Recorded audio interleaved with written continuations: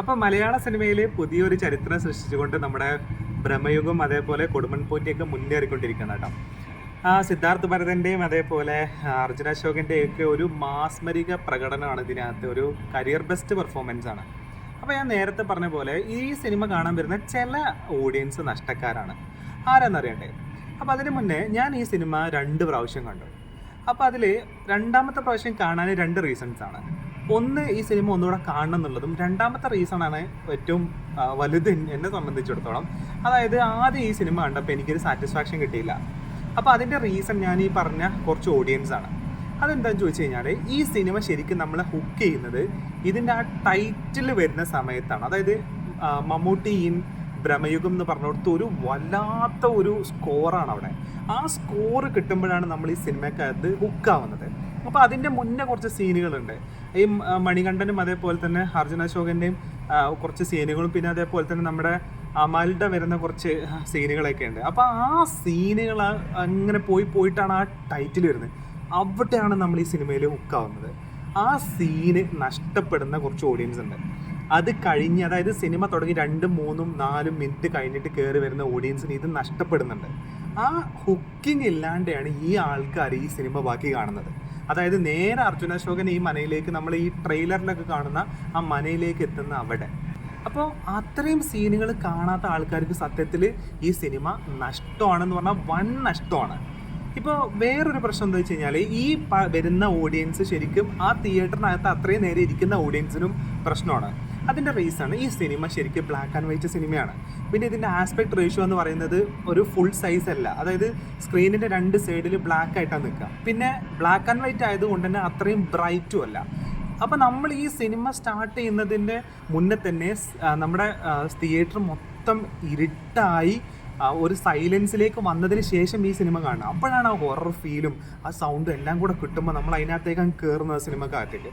ഇതെന്താ പ്രശ്നം എന്ന് വെച്ച് കഴിഞ്ഞാൽ, ഈ സിനിമ തുടങ്ങി 5, 10 മിനിറ്റ് കഴിഞ്ഞിട്ട് ആൾക്കാർ ഇങ്ങനെ വരിക, ഈ ഫ്ലാഷ് അടിച്ചുകൊണ്ട് സീറ്റിൻ്റെ ഇടയിൽ കൂടെ ഒക്കെ നടക്കുക. കാരണം സീറ്റ് നമുക്ക് പെട്ടെന്ന് കിട്ടൂല, നമുക്ക് കൺഫ്യൂഷൻ ആവും. ഇപ്പോൾ GF എന്ന് പറഞ്ഞാൽ G12 എന്ന് പറഞ്ഞാൽ എവിടെയെന്നൊക്കെ കൺഫ്യൂഷൻ ആവും. അപ്പോൾ അതും തിരഞ്ഞുകൊണ്ട് ആൾക്കാർ ഇങ്ങനെ നടക്കുക, ഈ ഫ്ലാഷുകൾ ഇങ്ങനെ മിന്നിക്കൊണ്ടിരിക്കുക.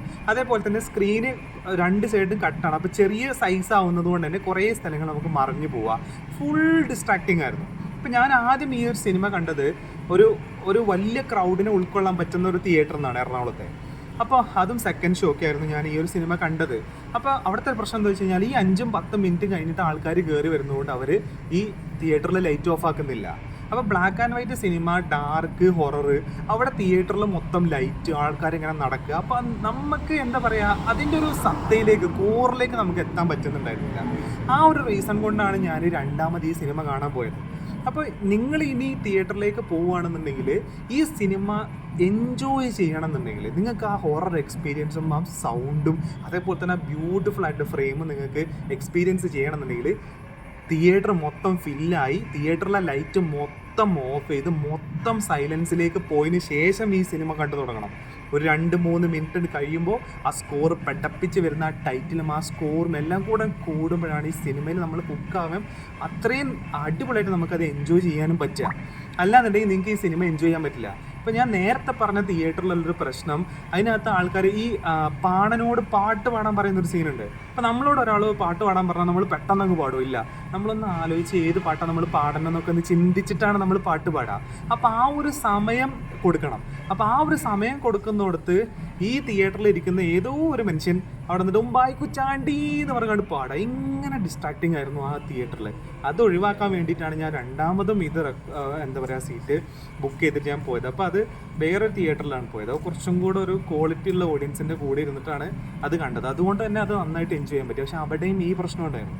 ഈ 5 മിനിറ്റ് 10 മിനിറ്റ് കഴിഞ്ഞിട്ട് ആൾക്കാർ കയറി വരിക, ഫ്ലാഷ് അടിച്ചുകൊണ്ട് നടക്കുക, ഇങ്ങനത്തെ പ്രശ്നം. അപ്പോൾ നിങ്ങൾ ചോദിക്കുന്നത് എന്താ പറയുക, ഇങ്ങനെ ആൾക്കാർ ലേറ്റായിട്ട് വരില്ലേ എന്നുള്ള കാര്യങ്ങളൊക്കെ നിങ്ങൾ ചോദിക്കും. വരും. അത് കളറാണെന്നുണ്ടെങ്കിൽ പ്രശ്നമല്ല. ഈ ഫ്ലാഷ് അടിച്ച് കഴിഞ്ഞാൽ ഒന്നും നമുക്കൊരു പ്രശ്നമല്ല. പക്ഷേ ഇത് കളറല്ല, ഇത് ഹൊററാണ്.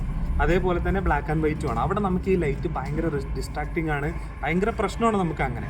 അപ്പം നിങ്ങൾ ഇനി ദയവ് ചെയ്ത് നിങ്ങൾ പടം കാണാൻ പോകുന്ന ആൾക്കാരോടാണ് ഈ പറയുന്നത്, നേരത്തെ ചെന്ന് തിയേറ്ററിൽ ഇരിക്കുക. തിയേറ്റർ ഫുൾ ബ്ലാക്ക് ആയതിനു ശേഷം, ലൈറ്റൊക്കെ ഓഫ് ആയതിനു ശേഷം ഈ ഒരു വേൾഡിലേക്കാണ് കയറുമ്പോൾ കിട്ടുന്നൊരു എക്സ്പീരിയൻസ് ഉണ്ടല്ലോ, അത് വേറെ റേഞ്ചാണ്.